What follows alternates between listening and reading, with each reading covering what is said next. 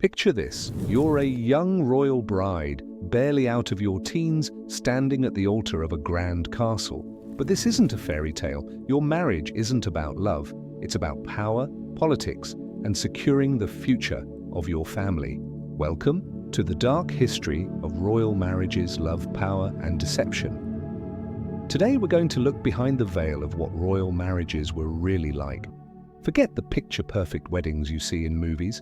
These were alliances, trades, and sometimes even traps. How far would you go to secure your place in history? Some royals were willing to risk it all, while others found themselves trapped in miserable, dangerous unions. So, let's uncover the shocking truths about royal marriages and explore what love and betrayal really meant to kings and queens. Stay with me as we dive deep into the dark, twisted world of royal romance. Trust me, you won't want to miss this. From the shadowed halls of medieval castles to the gilded chambers of Renaissance palaces, royal marriages were never about love, at least not in the way we understand it today. They were transactions, carefully calculated moves in a grand chess game where kingdoms rose and fell on the strength of a single union. A king did not marry for passion, he married for power. A princess was not a bride, she was a bargaining chip, a living treaty, a vessel for alliances that could alter the fate of nations. Consider the year 1469, when Isabella of Castile and Ferdinand of Aragon joined in matrimony. Their marriage was not a romantic affair, but a cold, strategic maneuver. Together they forged the backbone of what would become the Spanish Empire, uniting two powerful crowns and setting the stage for the conquest of Granada, the expulsion of the Moors, and the ruthless expansion of the Inquisition. Their union was so politically potent that it reshaped Europe, yet behind closed doors, their marriage was one of mutual ambition, not affection. Isabella ruled as an equal, an anomaly in a world where queens were often sidelined, but even she had been betrothed as a child, her fate sealed long before she could object. This was the unspoken law of royal marriages. Love was a luxury, a frivolous notion that had no place in the courts of kings. The stakes were too high. A poorly chosen bride could mean war. A well-matched one could bring decades of peace, or at least the illusion of it.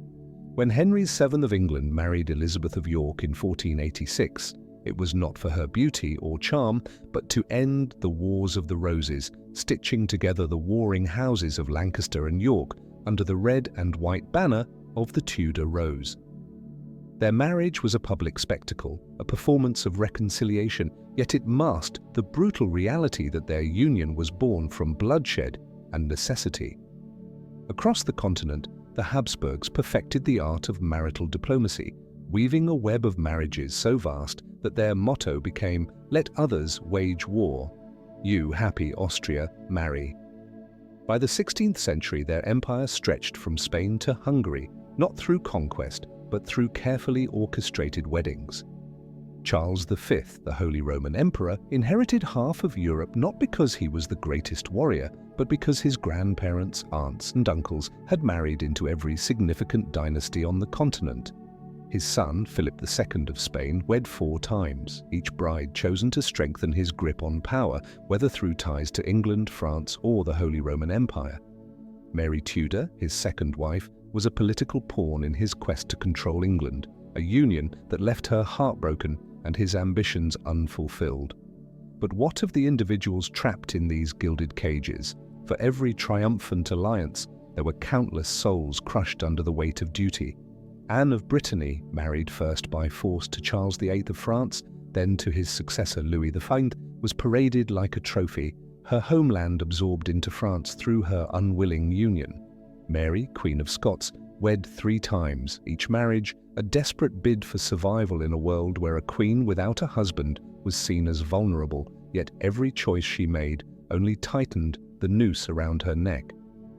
Even when love dared to flicker in the darkness, it was often extinguished by the cold machinery of state. Peter the Great of Russia adored his first wife Eudoxia, yet cast her aside when her family's influence waned, locking her in a convent so he could marry a woman who better served his vision of a modernized Russia. In Versailles, Louis XIV's secret marriage to Madame de Maintenon was tolerated only because she posed no threat to his political standing. But when his grandson, Philip V of Spain, fell into a depression after the death of his beloved wife, the entire Spanish court panicked, fearing his grief would destabilize the monarchy. And so the cycle continued, century after century, a relentless engine of power where hearts were secondary to heraldry. The wedding vows may have spoken of love and devotion, but the real oath was unspoken, loyalty to the crown above all else. The brides wept behind their veils, the grooms clenched their jaws in resignation, and the courtiers whispered of the next match before the feast had even ended. For in the end, royal marriages were never about two people. They were about the thousands, sometimes millions, whose lives would be shaped by the joining of two names on a parchment. A king's bed was a diplomatic chamber, his wedding ring a seal on a treaty written in blood and gold. And as long as thrones needed securing, borders needed guarding, and rivals needed taming, love would remain the rarest, most dangerous luxury of all. For centuries, royal marriages were not about love. They were about land, power, and the relentless expansion of empires. Kings and queens saw their children not as individuals with beating hearts and desires, but as bargaining chips in a grand, often ruthless, game of territorial conquest. A wedding ring was not a symbol of devotion. It was a signature on a treaty, a silent agreement that could redraw the map of the world.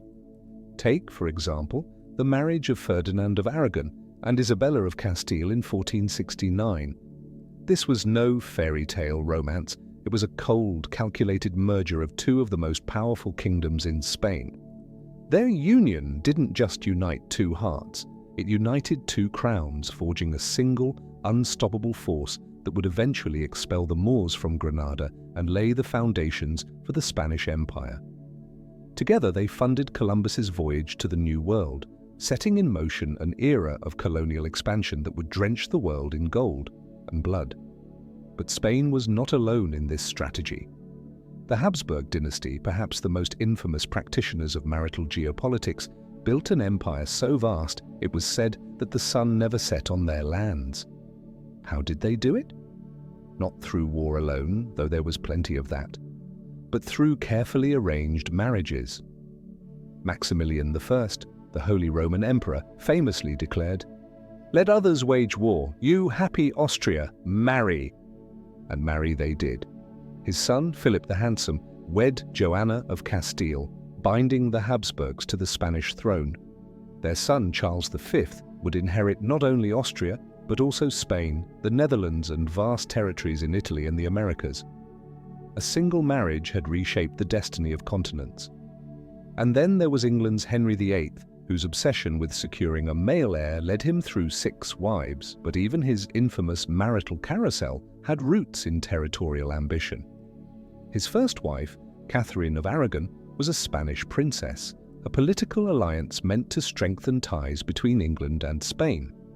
When that alliance soured, he turned to Anne Boleyn, whose family connections promised influence in France. Even his later marriages were moves on a chessboard, each woman a piece in his desperate bid to control his kingdom's future. France, too, played this game with brutal precision.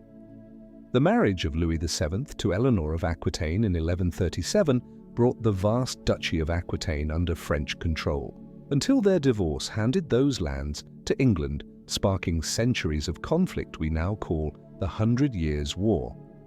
Later, the union of Mary, Queen of Scots, to Francis II of France briefly merged Scotland and France under a single crown. These were not love stories, they were land grabs dressed in silk and sanctified by the church. Even outside Europe, the pattern held. In India, Mughal emperors married Rajput princesses not for love, but to secure alliances with powerful Hindu kingdoms. In Japan, warlords used daughters as political hostages, marrying them off to rivals to ensure obedience. Across the world, royal blood was currency, and marriage was the transaction that moved borders. But what of the human cost? Behind every treaty, every grand alliance, there were real people, princesses torn from their homes, children married off before they could understand what it meant. Maria Theresa of Austria was just 19 when she was wed to Francis Stephen of Lorraine, a union designed to prevent French expansion. She would go on to rule an empire, but how much choice did she truly have?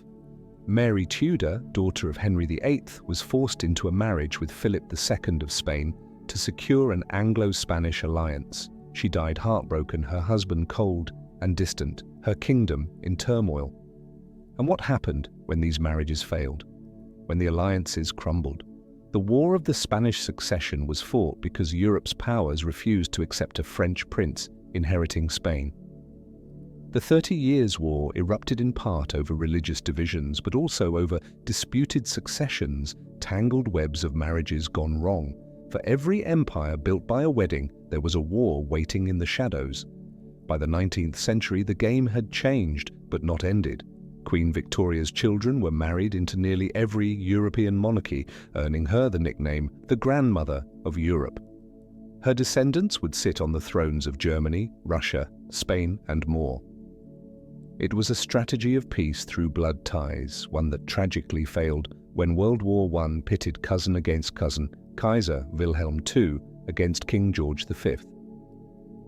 Even today, echoes of these marital machinations linger.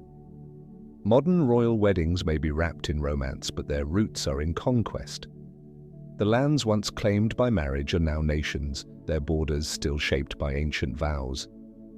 The dowries once paid in gold and territory are now diplomatic alliances, corporate sponsorships, and global influence. In the grand halls of medieval castles, beneath towering arches draped in silk and gold, royal weddings were far from the romantic fairy tales we imagine today. These ceremonies were spectacles of power, laden with bizarre customs, chilling superstitions, and often grotesque displays of control. Behind the opulence and the vows lay a world of unsettling traditions, some meant to prove legitimacy, others to secure dynasties, and many that stripped away any notion of love or privacy. One of the most jarring rituals was the public bedding ceremony, a practice that turned the most intimate moment of a couple's union into a humiliating political theater. After the vows were exchanged and the feasting concluded, the newlyweds were escorted, sometimes forcefully, to their marital bed by a procession of nobles, ambassadors, and even clergy. The doors were left open, the curtains drawn back, and witnesses stood guard to ensure the marriage was properly consummated. In some courts, the gathered crowd would cheer as the couple was tucked beneath the sheets, while in others, they waited outside until definitive proof was provided. For royal brides, especially young ones, this was a nightmare. Their bodies treated as political bargaining chips, their dignity discarded in the name of securing an heir. But why such a violation of privacy? Because in royal marriages, bloodlines were everything. A wedding was not complete until consummation was confirmed, and heirs were the ultimate goal. The fate of kingdoms rested on the legitimacy of children, and any doubt could spark wars. In 16th century England, King Henry VIII famously used the lack of consummation as grounds to annul his marriage to Anne of Cleves, declaring her unattractive and their union unconsummated, despite her insistence otherwise. The bedding ceremony wasn't just tradition, it was a weapon of politics. Even stranger were the fertility rituals woven into royal weddings. In some European courts, the bride was made to sit on a bed sprinkled with grains or coins to symbolize future wealth and children. In others, she was fed potent concoctions of herbs and wine believed to enhance fertility, some of which were dangerous, even deadly. Miscarriages and stillbirths were common, yet the blame often fell on the bride, not the archaic practices forced upon her. Then there was the bride's inspection, a horrifying custom where royal envoys, sometimes even the groom himself, would examine a potential bride before marriage negotiations were finalized. Reports were sent back detailing her physical attributes, her health, and most critically, her ability to bear children. Catherine of Aragon, before her marriage to Prince Arthur Tudor, was subjected to such scrutiny, her every feature analyzed like livestock at market. But perhaps the darkest of all was the marriage of child brides, a common strategy to seal alliances before either party was of age. Margaret Beaufort, mother of King Henry VII, was married at just 12 years old and gave birth at 13, an ordeal that left her body broken and unable to bear more children. These child unions were not exceptions. They were calculated moves, with young girls shipped off to foreign courts, their childhoods erased in the name of diplomacy. And what of the weddings themselves? Many were far from joyous occasions. Some brides wept openly, knowing they were being traded like property. Others were drugged with wine to ensure compliance. The ceremonies were often conducted in languages the bride did not understand, her vows nothing more than hollow words recited under pressure. Even the symbols we associate with romance today had sinister roots. The white wedding dress, now a sign of purity, was initially a display of extreme wealth. Only royals could afford such impractical garments, and the color was less about innocence and more about flaunting the ability to keep a dress unstained. The exchange of rings, a remnant of the bride price, where women were literally purchased. The echoes of these rituals linger in modern royal weddings. The public scrutiny, the obsession with heirs, the weight of duty over love. But behind the glittering facade of crowns and vows lies a history of control, fear, and sacrifice, where weddings were not celebrations, but transactions sealed in blood and secrecy. In the grand halls of royal palaces, beneath the glittering chandeliers and behind the velvet curtains, countless lives were shattered by the cold machinery of political ambition. Royal marriages were rarely about love. They were transactions, bargains struck between kingdoms, with young men and women serving as mere pawns in a game of power. The stories of those forced into these unions are some of the most heartbreaking in history, tales of souls crushed under the weight of dynastic expectations. Take, for example, the tragic fate of Anne of Bohemia, the first wife of England's Richard II. Married at just 15, she was a foreigner in a hostile court, a child thrust into the heart of English politics. Though Richard grew to cherish her, their marriage was never about affection. It was a strategic alliance to secure ties with the Holy Roman Empire. When Anne died young, Richard was inconsolable, but the court barely mourned. She had served her purpose.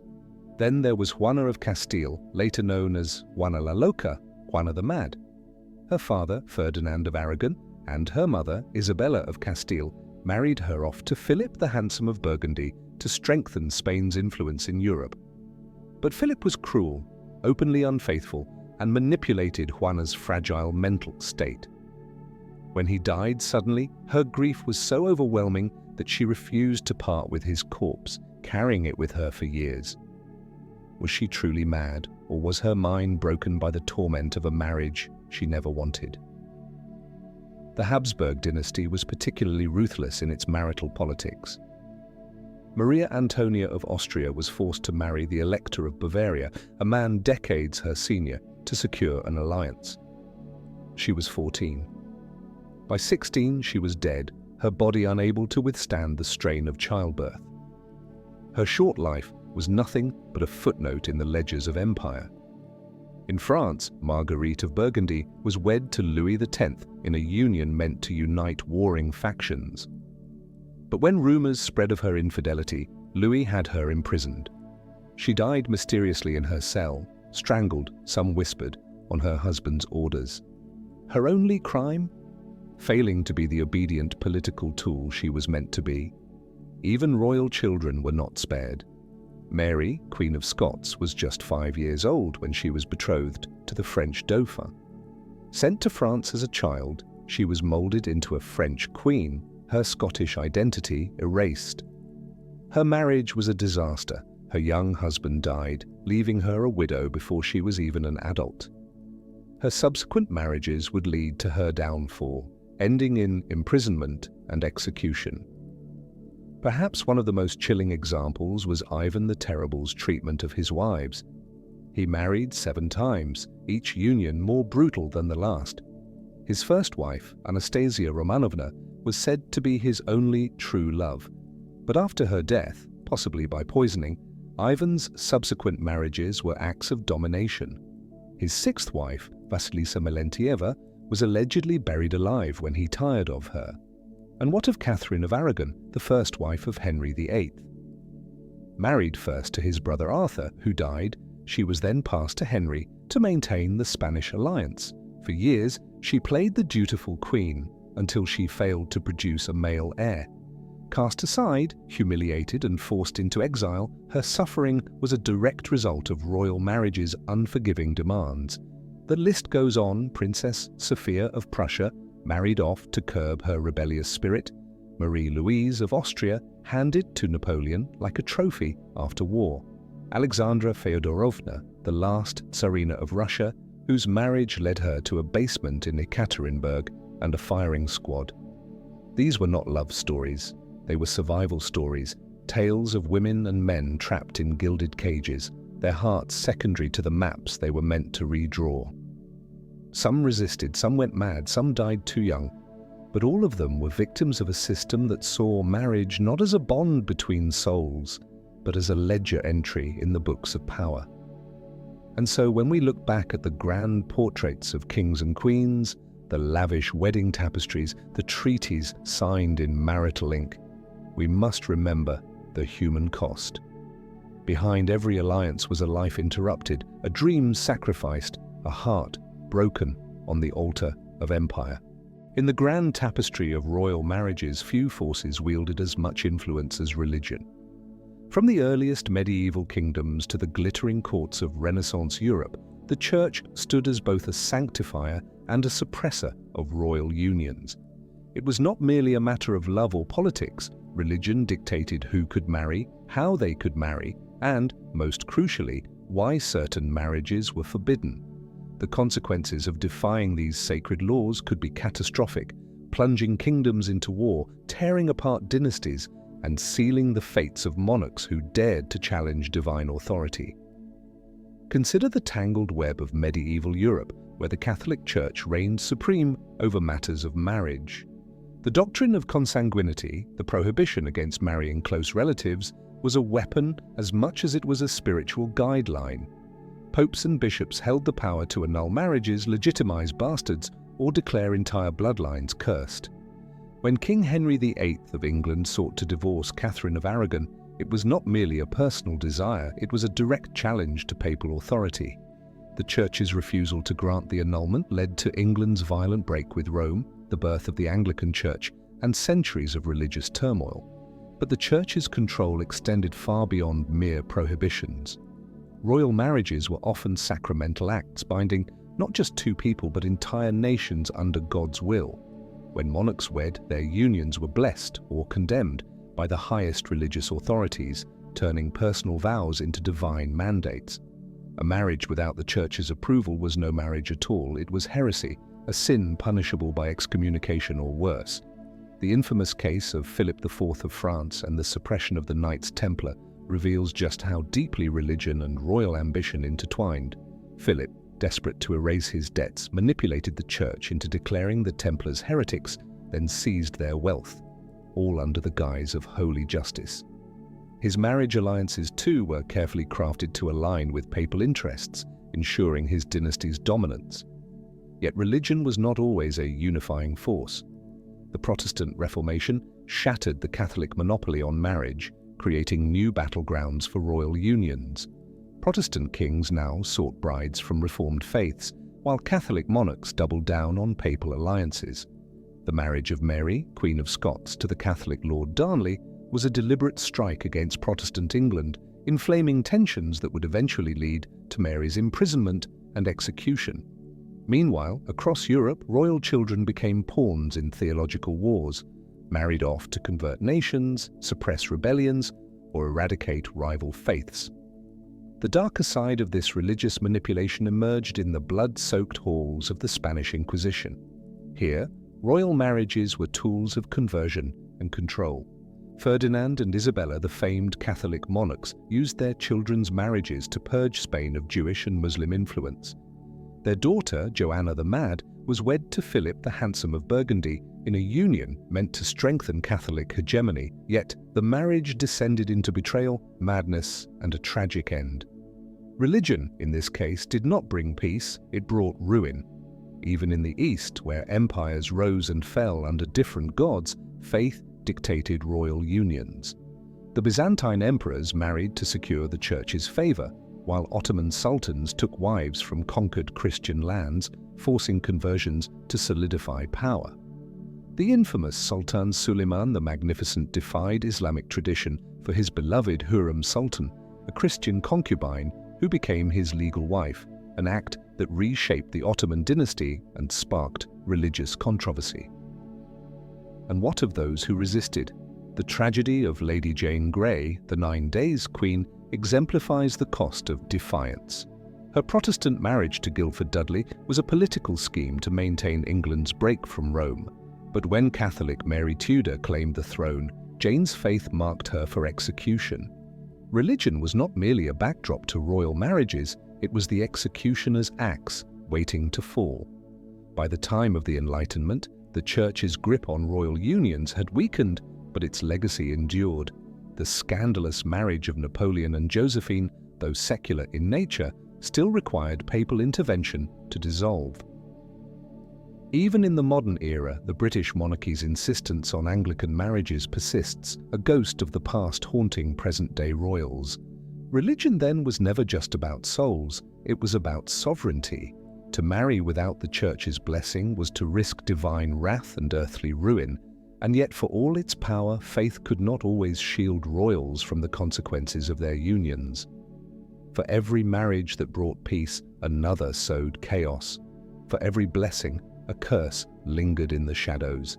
The history of royal marriages. The history of royal marriages is, in many ways, the history of religion's unyielding grip on power and the bloody price paid when that grip was challenged. The grand halls of royal palaces, adorned with gold and draped in silk, were not just stages for diplomacy and power, they were also the secret battlegrounds of desire, betrayal, and scandal. Behind the carefully crafted images of regal devotion, infidelity thrived in the shadows of royal marriages, an open secret that shaped dynasties, toppled thrones, and rewrote history itself. From the earliest monarchies, marriage was a contract, an alliance of land, armies, and political survival. Love was rarely part of the arrangement. Kings and queens were bound by duty, but their hearts often wandered, seeking passion where politics had failed them. The courts of Europe, the harems of the East, and the castles of forgotten empires all whispered the same truth. Loyalty was a luxury few royals could afford, and fewer still actually practiced. Take, for example, the legendary indiscretions of King Henry VIII of England, whose very reign was defined by his inability to remain faithful. His first wife, Catherine of Aragon, endured years of humiliation as Henry pursued Anne Boleyn, a woman whose refusal to become just another mistress forced the king to break with the Catholic Church itself. The consequences were catastrophic: a religious schism, the dissolution of monasteries, and the execution of not one but 2 of his wives. Yet Henry was far from unique. His daughter, Elizabeth I, though famously called the Virgin Queen, was rumoured to have taken lovers in secret, understanding that even the illusion of purity was a weapon in her arsenal. Across the Channel, France's Versailles was a den of whispered affairs and illicit encounters. The Sun King, Louis XIV, flaunted his mistresses openly, elevating them to positions of power that rivaled the Queen herself. His brother, Philippe I, Duke of Orléans, was no better. His affairs with both men and women were an open scandal, yet the court turned a blind eye so long as appearances were maintained. The Queen, Maria Theresa, suffered in silence, forced to share not just her husband's bed, but his kingdom with his many favourites. But perhaps no royal court was as synonymous with infidelity as that of Catherine the Great of Russia. Married to the incompetent Peter III, Catherine took numerous lovers, not just for pleasure, but for political survival. Her most famous favourite, Grigory Potemkin, was not only her lover, but also her closest advisor, helping her expand Russia's empire, while the nobility gossiped behind their hands. When Peter III was overthrown, and likely murdered, Catherine's ascent to power was secured not just by her cunning, but by the alliances she forged in the bedchamber. Even in the strictest monarchies where religion and law condemned adultery, infidelity flourished. In Spain, Queen Isabella II was rumoured to have sired none of her children with her king consort, leading to whispers that the royal bloodline was a fraud. In Prussia, Frederick the Great preferred the company of men, leaving his marriage to Elizabeth Christine a hollow shell, a union of convenience that produced no heirs and no happiness. But why was infidelity so rampant? The answer lies in the very nature of royal unions. These were not marriages of love, but of strategy. A king needed heirs, but he also needed alliances, and sometimes those alliances came in the form of a nobleman's wife or a foreign diplomat's sister. Queens, trapped in gilded cages, often sought affection where they could find it, whether in the arms of a dashing courtier or a loyal servant. The stakes were high. Discovery could mean exile, execution, or war. Yet the rewards, power, passion, revenge, were too tempting to resist. And then there were the double standards. A king's affairs were often excused as natural, even expected. But a queen's infidelity, that was treason. Anne Boleyn and Catherine Howard lost their heads for their alleged indiscretions, while Henry VIII's own betrayals were shrugged off as the privilege of a monarch. Marie Antoinette was slandered with rumours of orgies and illegitimate children, her reputation destroyed long before the guillotine fell. Yet for all the scandals, the lies and the betrayals, infidelity was more than just personal weakness, it was a political tool.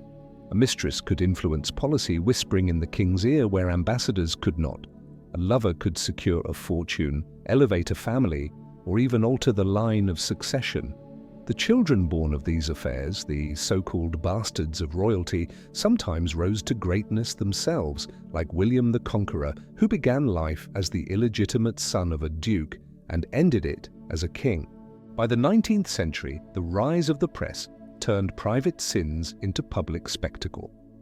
King Edward VII of England, known as the Playboy Prince, carried on numerous affairs while his long-suffering wife, Alexandra of Denmark, played the dutiful queen. His mother, Queen Victoria, had been the model of mourning propriety after Prince Albert's death, but her son's reign was marked by gambling, mistresses, and a court that partied while the empire watched. And what of the modern era? Even today, royal infidelity makes headlines. Prince Charles and Camilla, Princess Diana's heartbreak, the scandals of Spain's King Juan Carlos. The patterns repeat century after century, proving that no amount of wealth, power, or divine right can shield a marriage from the temptations of the heart. In the end, the history of royal infidelity is not just a tale of broken vows, it is a reflection of the very human cost of absolute power.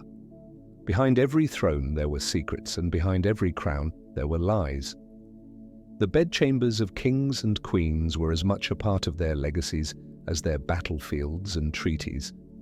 And though the world has changed, the allure of forbidden love, the thrill of deception, and the consequences of betrayal remain as timeless as the crowns themselves.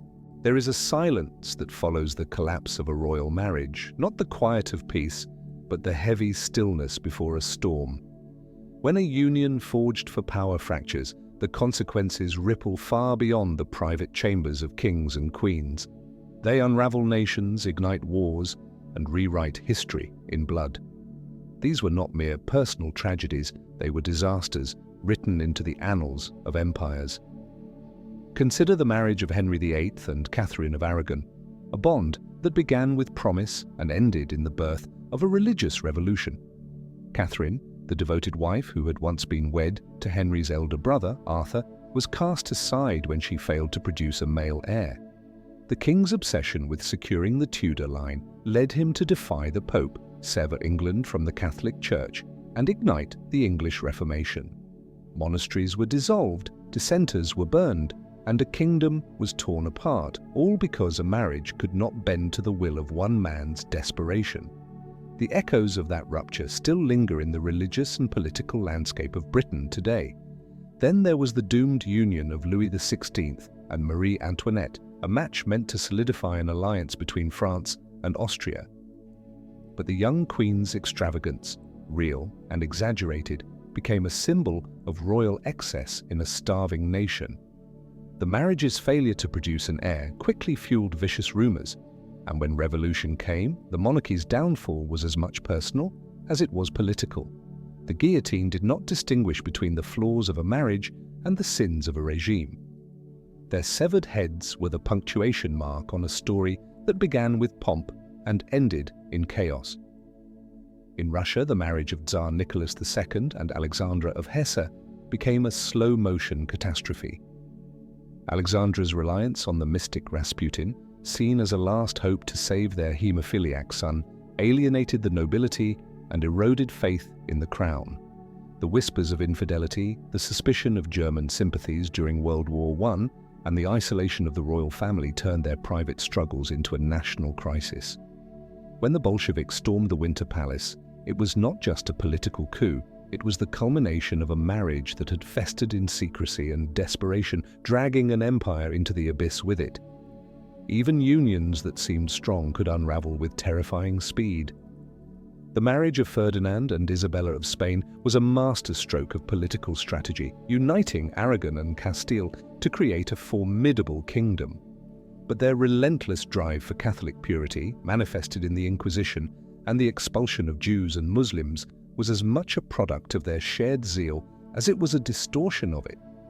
The same partnership that funded Columbus's voyage also unleashed centuries of religious violence, proving that a successful marriage could still birth horrors. And what of the lesser-known tragedies? The countless princesses married off to secure borders, only to be abandoned when alliances shifted. The queens imprisoned in cold castles when their husbands tired of them. The children used as bargaining chips in games they never consented to play. For every royal marriage that shaped history, there were 100 others that ended in silent despair, no less destructive, but buried beneath the weight of more dramatic tales. The truth is this: royal marriages were never just about love or even power. They were delicate instruments of statecraft, and when they shattered, the pieces were sharp enough to cut down dynasties. The blood spilled in the Wars of the Roses, the flames of the French Revolution, the fall of the Romanovs, all these were in part the aftershocks of marriages that failed to hold. Perhaps the most chilling lesson is how little the personal mattered in the end. Kings and queens could weep, rage, or plead, but once their unions became political, their happiness was irrelevant. The machinery of power ground on, indifferent to the hearts it crushed in the process. And so, the consequences of these broken marriages were not just measured in broken vows, but in broken thrones, broken nations, and the broken lives of millions who had no say in the matter. The shadows of these failed unions stretch long. Even now, modern monarchies bear the scars of marriages that were never meant to be. The crown, for all its glitter, has always been a heavy thing, and nowhere was its weight more crushing than in the private chambers where love was supposed to live, but where power so often came to kill. The echoes of royal bloodlines whisper through history, not as a triumphant chorus, but as a haunting dirge of suffering. For centuries, the obsession with preserving so-called pure dynastic heritage led monarchs to commit one of the most self-destructive acts imaginable, marrying within their own families. The consequences were not merely political, but carved into flesh and bone, warping bodies and minds across generations. The Habsburgs, the Bourbons, the Romanovs, no great house was spared the slow rot of inbreeding, their legacies written in the twisted spines, feeble hearts, and fractured minds of their heirs. Consider the Habsburgs, Europe's most infamous dynasty of intermarriage. Their motto, "Let others wage war, you, happy Austria, marry," was a grotesque irony. By the time King Charles II of Spain, the last of the Habsburg line, was born in 1661, his family tree was less a branching lineage and more a tangled noose. His parents were uncle and niece, his grandmother was also his aunt, his great-grandfather, Philip II, had married his own first cousin. 5 generations of such unions culminated in a king so ravaged by genetic decay that he could barely chew his own food. His tongue was too large for his mouth, his jaw grotesquely malformed. He suffered seizures, could not walk until he was 8, and was impotent, dooming the Spanish Habsburgs to extinction. His autopsy revealed a heart the size of a peppercorn, lungs corroded by disease, and a single atrophied testicle. The court whispered he was bewitched, but the truth was far darker.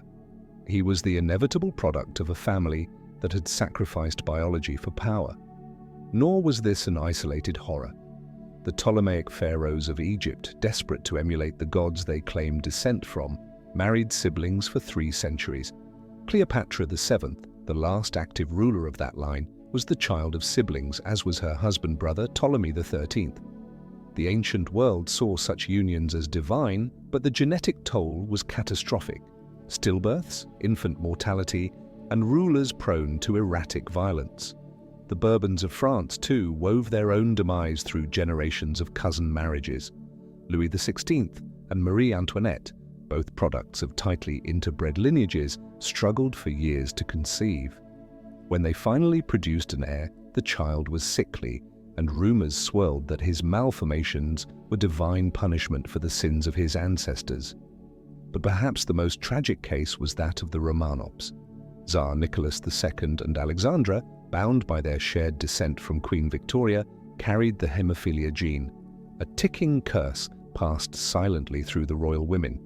Their son, Alexei's suffering, became an open wound in the empire, leading Alexandra to the mad mysticism of Rasputin, whose influence hastened the dynasty's collapse.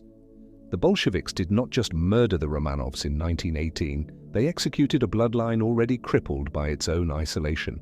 The physical deformities were only half the tragedy. Mental instability, a frequent companion of inbreeding, turned courts into asylums.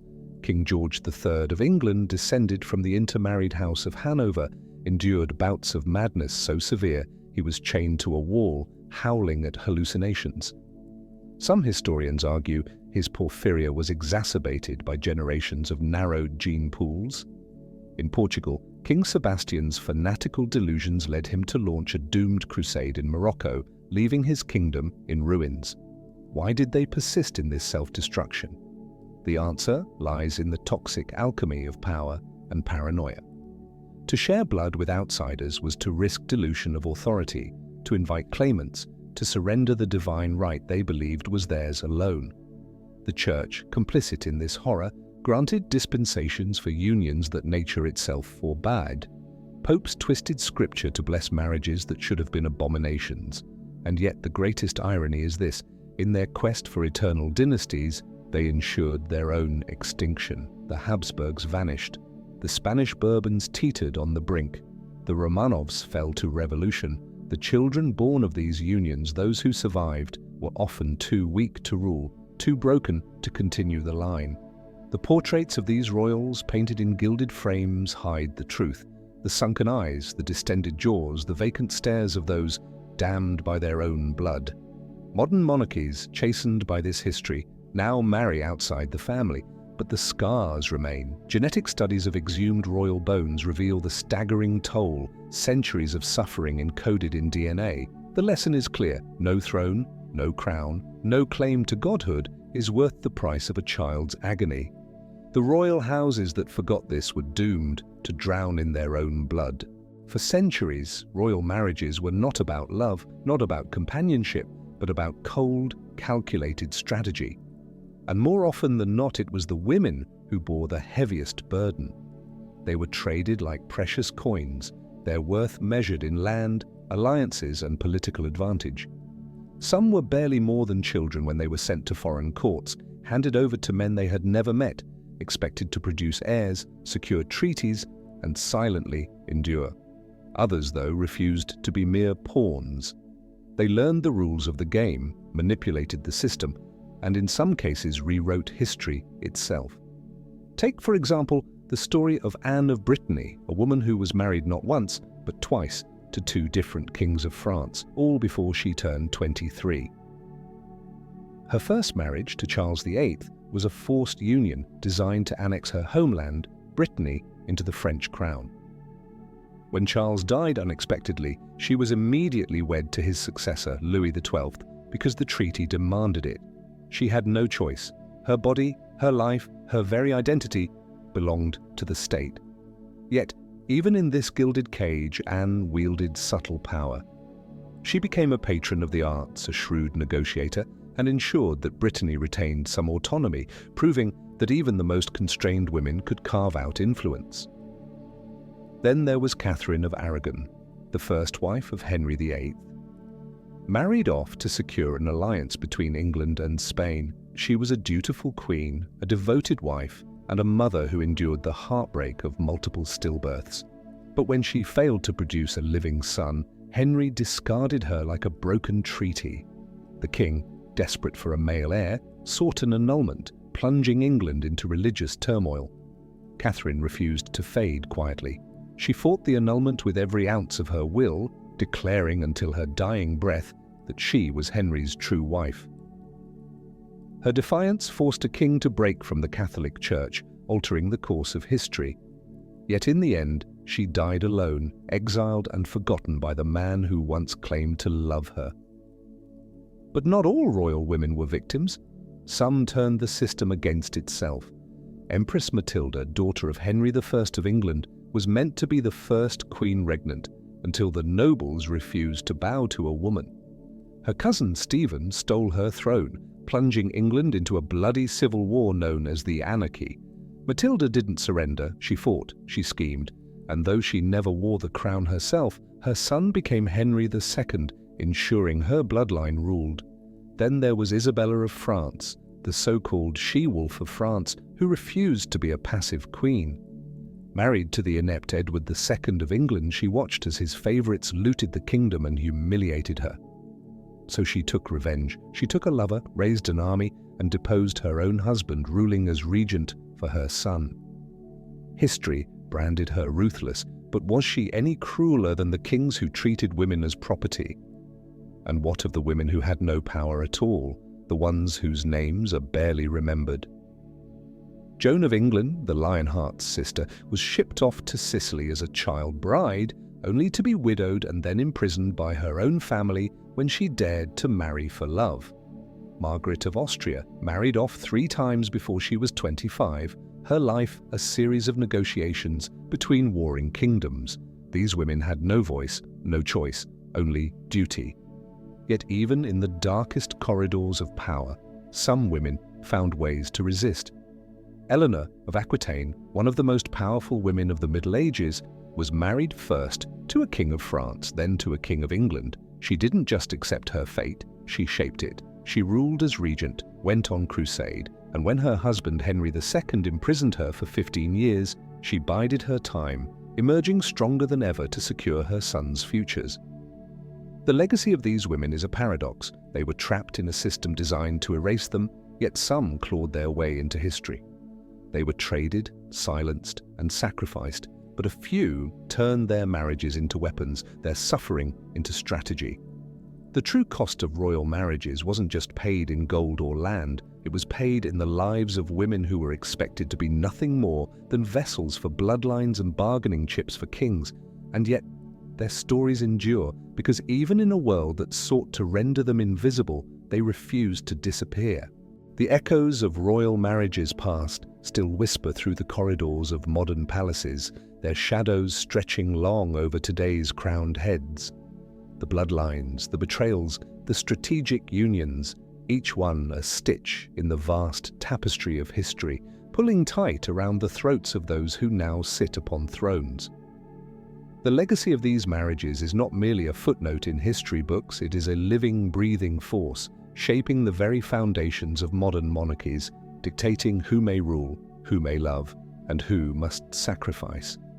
Consider the British monarchy, that ancient institution which has weathered revolutions, scandals, and the slow erosion of its own power.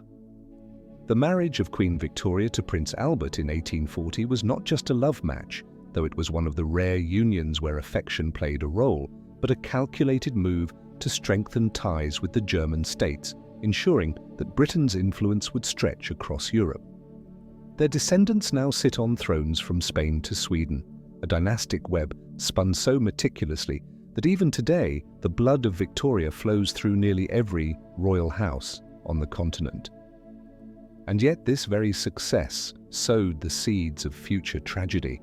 The haemophilia that plagued her male heirs, passed down through generations, became known as the royal disease, a cruel reminder that even the most carefully planned unions could carry hidden curses. The Habsburgs, once the masters of marital politics, left behind a legacy of decay. Their insistence on keeping power within the family, uncle marrying niece, cousin wedding cousin, resulted in the infamous Habsburg jaw, the protruding chin that became a grotesque symbol of their inbreeding. By the time Charles II of Spain, the last of his line, took the throne, his body was so ravaged by genetic defects that he could barely chew his own food, let alone rule an empire. His death without an heir plunged Europe into the War of Spanish Succession, a conflict born directly from the failure of royal marriage diplomacy. The lesson was clear: even the most powerful dynasties could crumble when blood became too thin, when the obsession with purity led to ruin. In Russia, the Romanovs paid the ultimate price for their isolation. Centuries of marrying within a tight circle of European royalty left them detached from their own people, their bloodlines so intertwined with foreign powers that by the time Nicholas II took the throne, he was seen as more German than Russian. His marriage to Alexandra, another granddaughter of Queen Victoria, was meant to strengthen ties with Britain and Germany, but when war came, those very ties made them targets. The Bolsheviks did not just execute a Tsar, they slaughtered a symbol of centuries of royal intermarriage, a system that had kept power concentrated in the hands of a few while the masses starved. And what of the modern era? The fairy tale wedding of Prince Charles and Lady Diana Spencer in 1981 was meant to signal a new chapter for the British monarchy, a blending of ancient blood with fresh, commoner energy. But the cracks in the facade were there from the beginning. Diana, barely out of her teens, was chosen not for her readiness to rule, but for her pedigree, her fertility, and her media appeal. When the marriage collapsed under the weight of infidelity and mutual misery, the monarchy faced its greatest crisis since the abdication of Edward VIII. The public, once enchanted by the spectacle of royal weddings, now saw the truth. These unions were still, at their core, transactions. The fairy tale was a lie. Yet even in the 21st century, the old rules linger.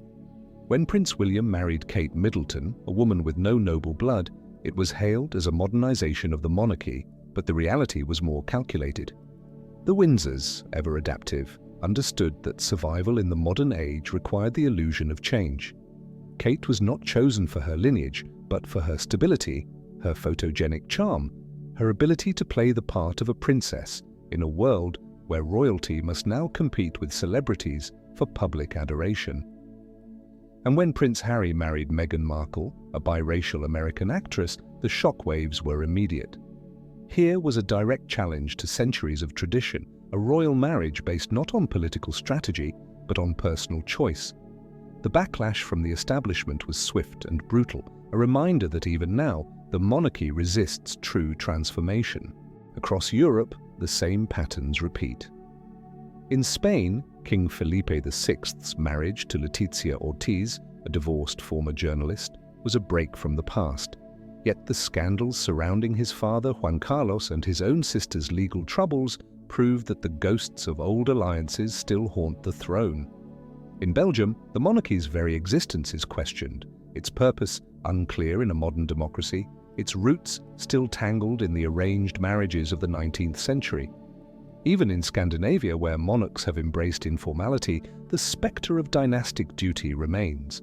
Princess Martha Louise of Norway's engagement to a self-proclaimed shaman sparked outrage not because of his beliefs, but because it was a choice made outside the rigid framework of royal expectation.